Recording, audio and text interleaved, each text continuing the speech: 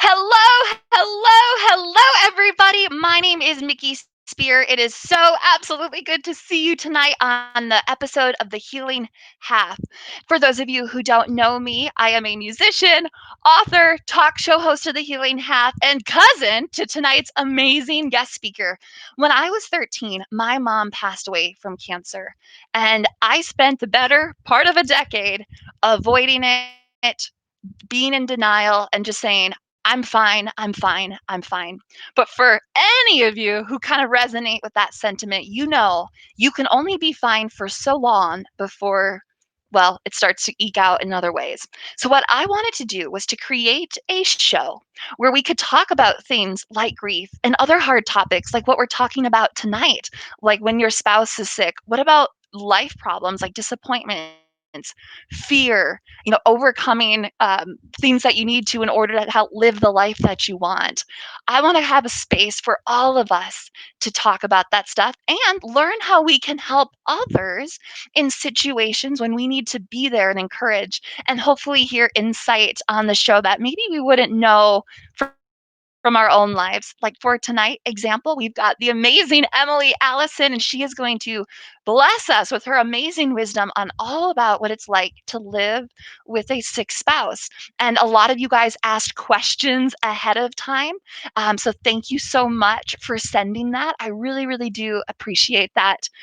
We are about to get to Emily in 1 second. So I just wanted to let you know tonight we are doing what we call a situational deep dive. So this is going to be a situation I hope most of you guys can't apply to your own lives, but we get to ask and learn so that way when we know someone in our community who is struggling, we can help them better. So, Emily, can't wait to have you on. Thank you so much for being here.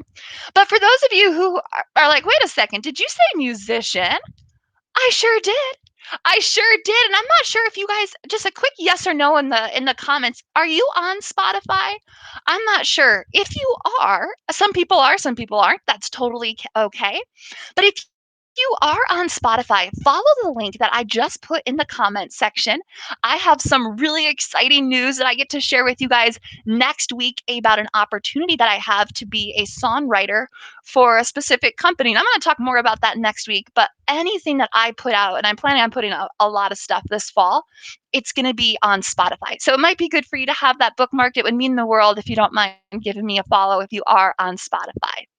The other thing that I wanted to put on your guys' radar, because I know we talk a lot about grief on this show, and I wanted for those of you in the Minnesota area, or for those of you who can travel to the Minnesota area, we have an event specifically designed for you called Grace and Space. And in the comments, I believe I just put all of that information that you can need. Please, please, please share it.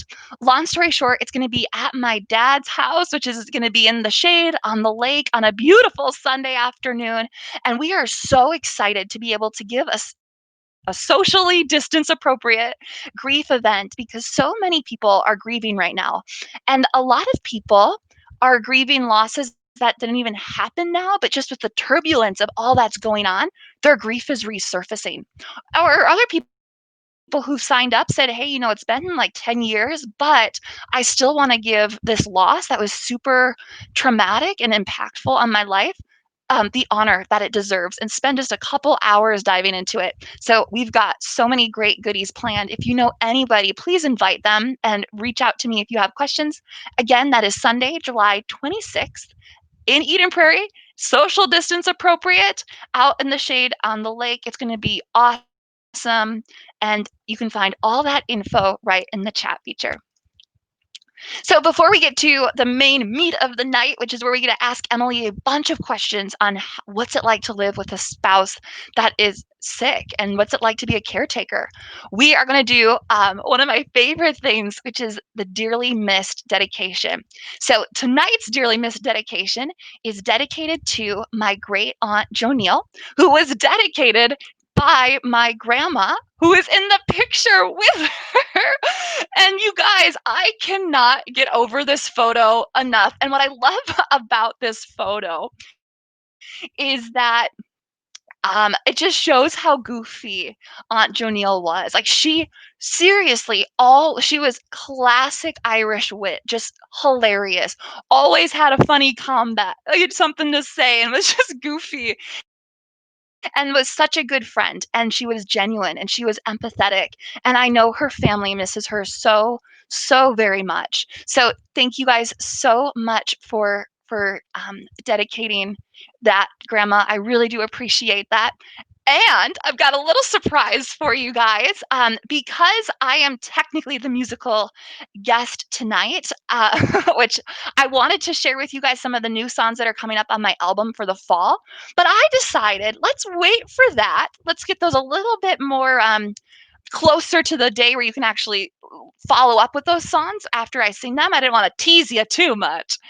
So instead, what I decided to do was, if you don't mind joining me, I'm just going to sing the chorus of When Irish Eyes Are Smiling, because I don't know if but anyone else here Irish, just even a little bit, just type yes in the comment section. I'd love to see if there's any other Irish babies out there, but so many of us have just an itty bit of Irish in us. And this is a song that, of course, these two Irish sisters who were best of best friends really loved. So please join me as I sing When Irish Eyes Are Smiling a cappella. And the comments have the lyrics if you are interested.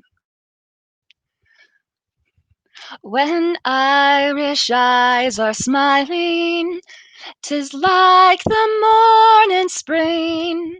In the lit of Irish laughter, you can hear the angels sing. And when Irish hearts are happy, all the world seems bright and gay. And when Irish eyes are smiling, sure they steal your heart away. Love you, Grandma. Thanks again for dedicating that. So, you guys, if you believe in the power of music and you got any emotional, let me know what songs matter to you. If what's your version of When Irish Eyes Are Smiling that you're just like, oh man, this is just like a family song that I love. Let me know in the comments and I'll absolutely try and bring it up. Is it Amazing Grace? Is it In Heaven There Is No Beer? I don't know. What is it for you? I'd love to hear that.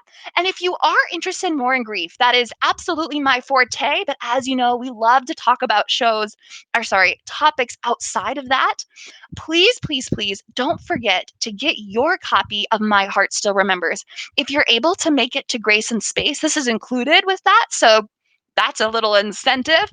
However, all of us have a past, and every single one of us got here by people shaping us into who we are. So every single person on this call has had a loss of some kind that has impacted them. And what's so, so, so important is to honor that and to feel that and to say, they're not here anymore. How does that affect my life now? How are they still impacting your life today, even years and years after they passed?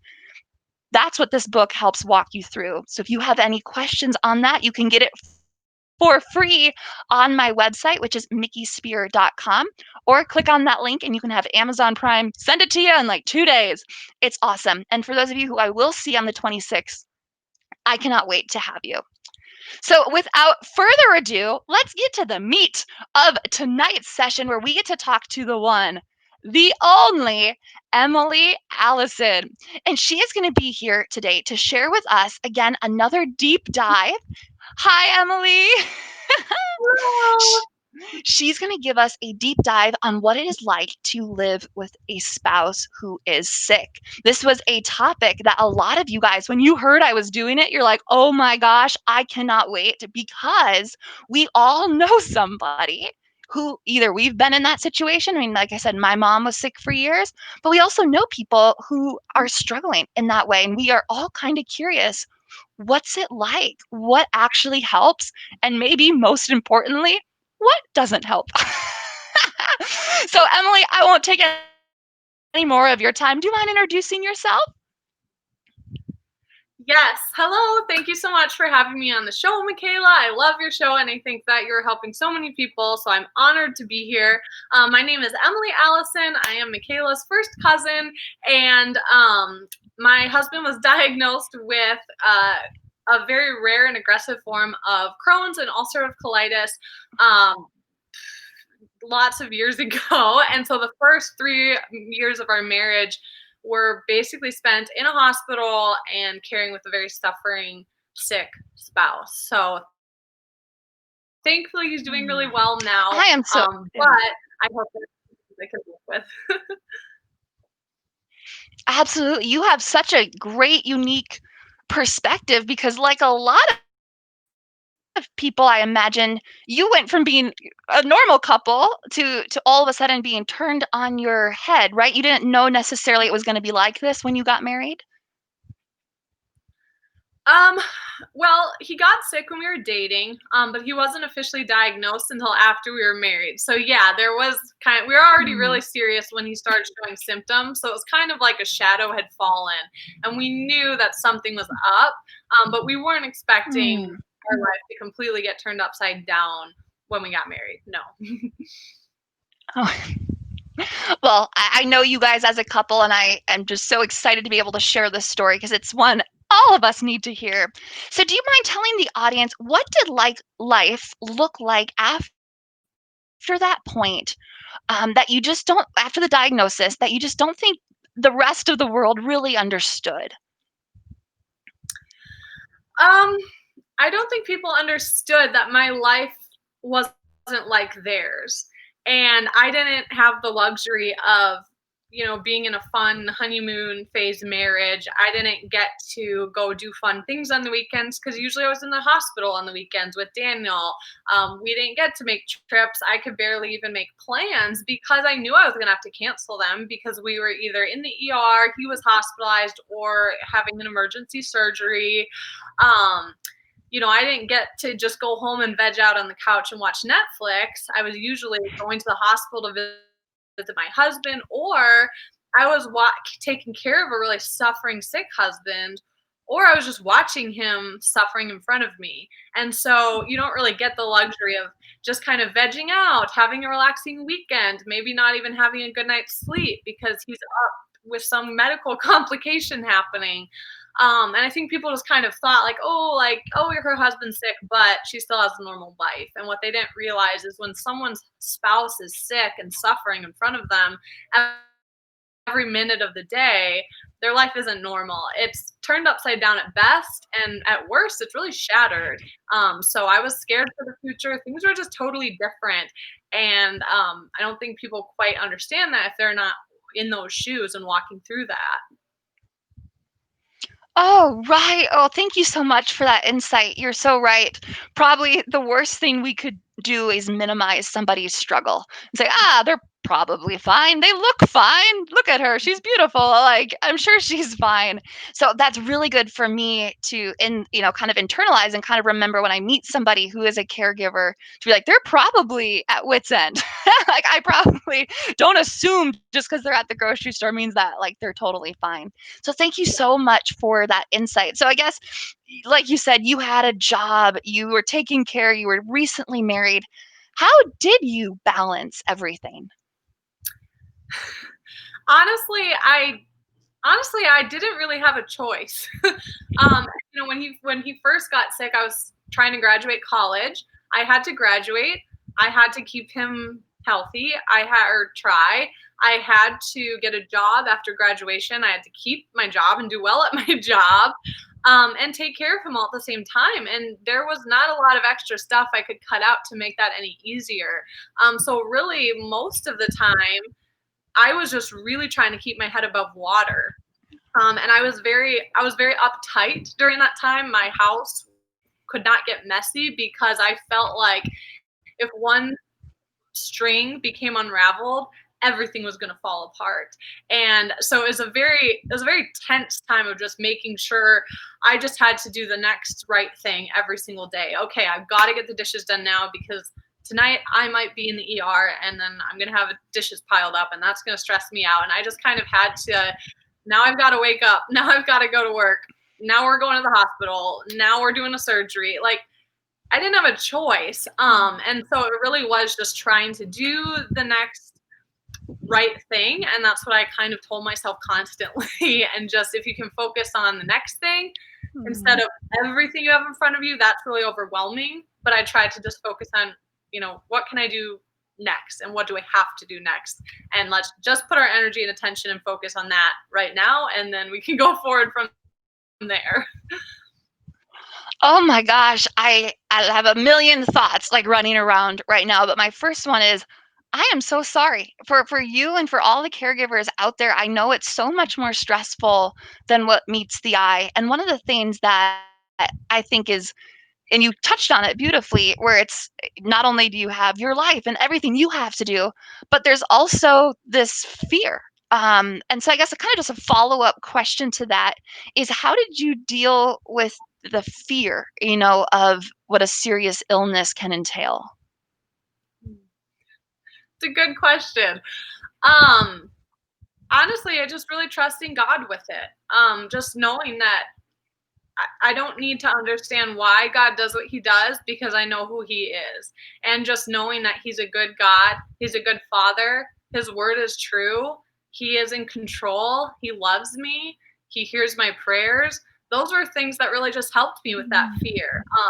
The verse, be anxious for nothing, but in everything, through prayer and supplication, pray to God, let your request be made known to him, and let the peace of God, that's beyond comprehension, fill your hearts and minds. And so that's just really what I had to focus on during that time, was just trusting God, praying to him, laying it all in front of him, and just knowing that even though I didn't know what was going on or what was going to happen, because there were so many unknowns, that I knew who did know and who was directing the situation.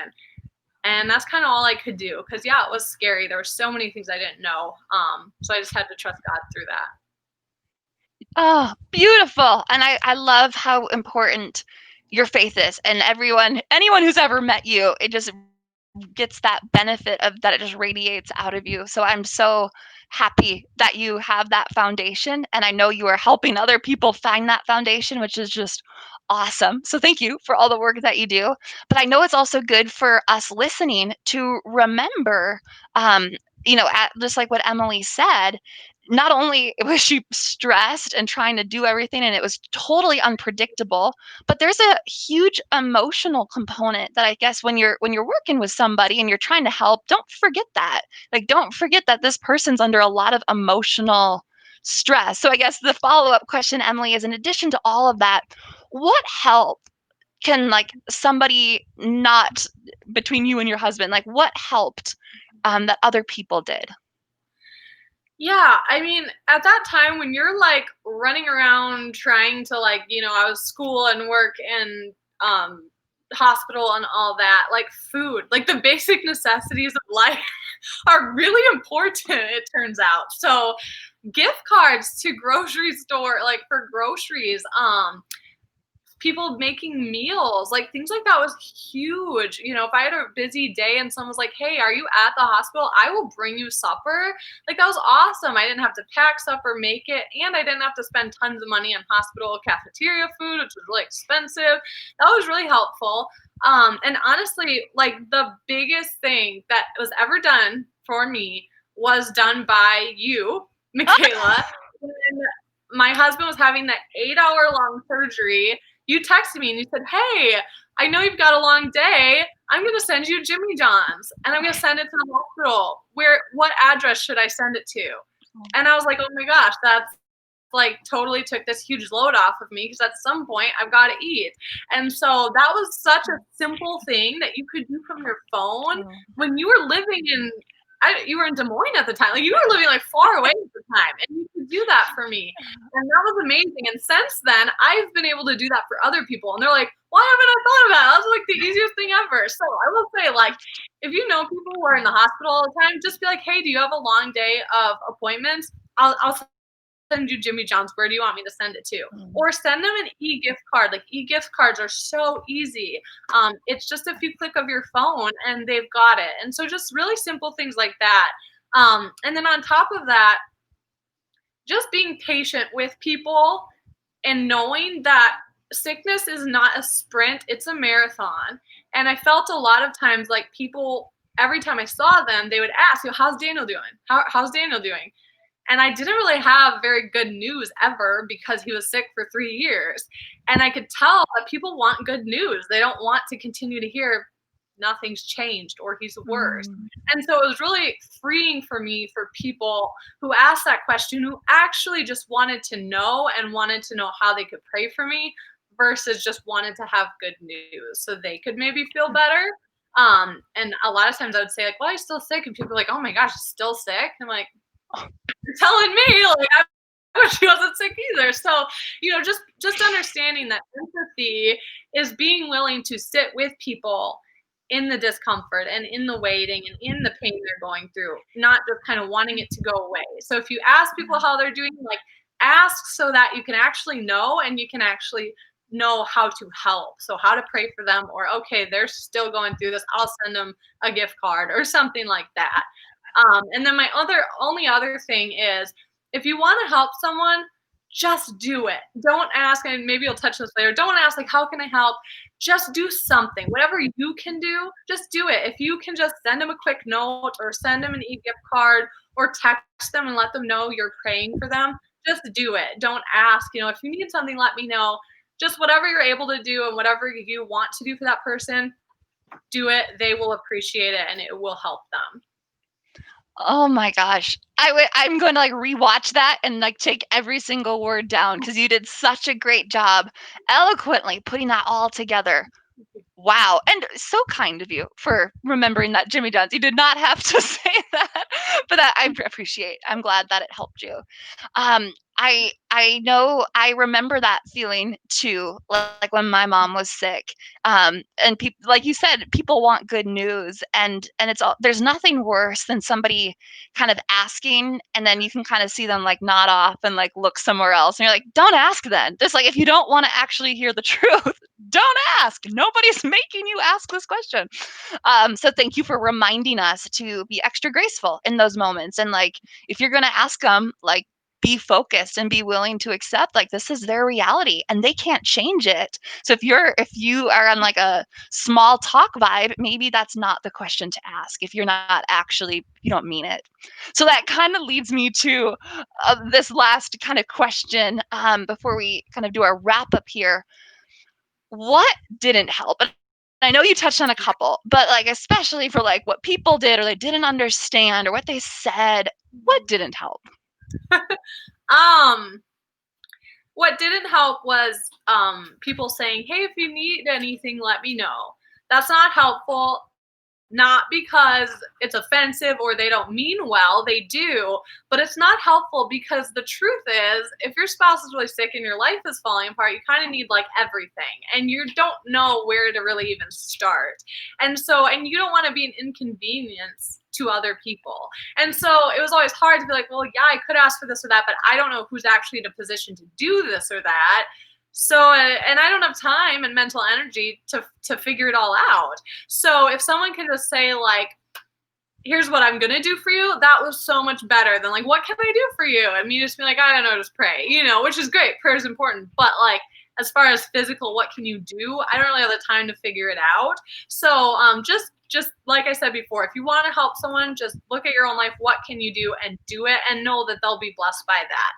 A few other things that didn't help was, obviously, this should be obvious, but this has really happened a lot, was people not following through with what they said they would do. Mm. So if you say you're going to make someone a meal, do it. If you say you're going to bring someone food, do it. Just end of story. I can't, they're relying on it. Like if you say that, then they're like, great, one last thing on my to-do list. Please follow through. So that's important.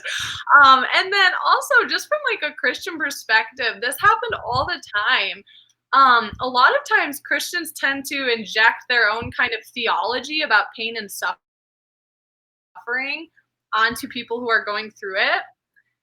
Not helpful. I don't know how else to put it that way, but people, saying things that they think are comforting, like, oh, God doesn't want this for you. God doesn't whatever. God's not doing this to you. that's just not helpful. And that was really hard for me to hear because I was like, well, if God's not doing this and he's not in control, then man, I don't know what I'm putting my faith in right now. And that wasn't helpful for me. So just being there for people, helping them in more practical ways, not trying to like guide them through something that maybe you don't really understand very well yourself. And just being there for them in what they're going through. And not trying to fix it because you can't fix it. All you can do is just support them through it. That's so good. That's such a good little nugget to keep in the back of our mind, and I think we just need to do a whole episode on like not inserting your opinion into other people's problems. So I think that's a common issue. So did you, I guess just kind of like off the cuff, did you experience a lot of people trying to insert like their medical knowledge? Was that hard? Like, oh, you should do this, you should do that, and be like, well, you're not a doctor. So was that difficult, or did you guys not really run into that? Oh yeah. Yeah, we had a lot of that. We had a lot of Facebook messages about, hey, this is actually what gut health is about, or you should buy my products or whatever, or you guys are wrong on the method you're doing. And I think it's hard because I think some people have found things that help them and they want to share that. And so that is really comes from a good place. I don't know exactly what everyone's motives are, but I do think a lot of times when people find something that helps them or someone they know, they just want to tell you about it. And it's okay. Like, I don't think they mean badly by it, but it is sometimes exhausting to kind of be like, okay, thanks, but already been there, already tried that, or whatever. And it is what it is. Right. Oh, that's such a good. I can only imagine how many people have been like, "Well, my uncle had this, and this is what we're gonna like." Okay. Oh my gosh. Well, and then kind of to end on like a positive note, I know you shared a Bible verse earlier. Were there any Bible verses or stories or anything else that just really inspired you and helped get you through this time? You've got so many great nuggets throughout our whole time that I think anyone who's a caregiver could kind of relate to and hopefully do it. But like for someone who's in the thick of it, what would you say to that person? And what things would you kind of say, hey, remember this? Yeah, the passage, and I actually have it up on my wall here across the room, on my word board. And the thing that I really clung to during that time was that the verse or the passage in the Gospels about when when Peter walked on the water. And so Jesus is walking on the water, and there's wind and waves and everything, and Peter sees him and he wants to follow him, and Jesus says, okay, come follow me on the water. And then Peter starts walking the water, and at first he's walking by faith, and he's got his eyes on Jesus, and he's doing this amazing thing that people are like, how are you doing that? But he's doing it because he's watching Jesus. But then things get a little more turbulent, and he starts realizing there's wind and there's waves and there's a storm on the sea, and he gets scared, and he starts focusing on all these other things instead of on Christ, and then he starts sinking. And then of course Jesus reaches down, grabs him, and pulls him out, and he says, why are you so little faith? Like, come on, dude. Like, don't you see I'm right here? Like, we just walked on the water together. What are you so scared of? And so What that's else? something I really clung to. That's something I really clung to during that time. I was just like, there's lots of wind and waves going on. But God is the one who controls the wind and the waves, and he can help you Mm. as well. And so that's just something, just keep your eyes on Jesus, put it where it needs to be, put everything else to the side. Um, and that was just really important for me. And the other concept that was really important was just that, I think we all go through life. I had a lot of people say, oh, this is so unfair. Well, I think we all go through life thinking that we are the center of this universe, that we have a me-centered universe, and everything's revolving around us and our dreams and our hopes and plans. And that's not true. And the truth is that we are in a God-centered universe, and we're orbiting around God. And sometimes he asks us to walk through things for his plans and his purposes that we wouldn't have chosen for ourselves, and we don't understand. But he's in control, and he knows why, and he's good, and he has a plan for that. And so that was just something I had to remember of, like, hey, this is part of God's plan. I don't know how. I know that I wouldn't be here today Mm. helping anybody if I hadn't walked through it. I don't understand it, but I know who God is, and I know that I'm here to serve those purposes. So that's something that really helped me through that time. Oh my gosh. Thank you so much, like you said, for sharing your hardships. I'm so glad that Daniel is okay. I know you're not ever out of the woods with an illness like that, but I'm so glad things are better. I'm so proud of you, and you are putting out so much light. So, everybody, don't forget, I put her Instagram. Be sure to follow her uh, on Instagram. She puts out awesome stuff. You're not going to regret that. And Emily, just thank you so much. I love you beyond words, and I can't wait to see you soon. Thank you for having me. Oh my gosh, you guys, if you found anything valuable in that, tag a friend and say, hey, like, you should watch this episode or share this video if you don't mind. I would really appreciate getting this good message out to the people who need to hear it, because I need to hear that every single day. All right, I need to be reminded of that walking on water story every single day. So, Emily, thank you again for sharing your gift and your story. I can't wait to have you back on the show, because there's a lot more where that came from, folks. Last thing, you guys, one more time, if you are in the Minnesota area and you can make it to Grace and Space, I would love, love, love to have you there. I'll be playing music. We'll be going through my Heart Still Remembers and just having an awesome day. If you have the ability to do that, even if you can't make it, I would greatly appreciate you passing it out, because we all know somebody who could use a little TLC in regards to just setting a time aside to grieve and to feel. So please be sure to pass that out and let me know if you have any questions. That's all I have for you guys this week. I'm gonna be having "When Irish Eyes Are Smiling" stuck in my head all night, so that's great. And actually, there's nothing worse. That's totally fine. There's way worse songs to have stuck in your head. So for next week, I have an awesome guest coming on from the organization called Save, which is about suicide awareness.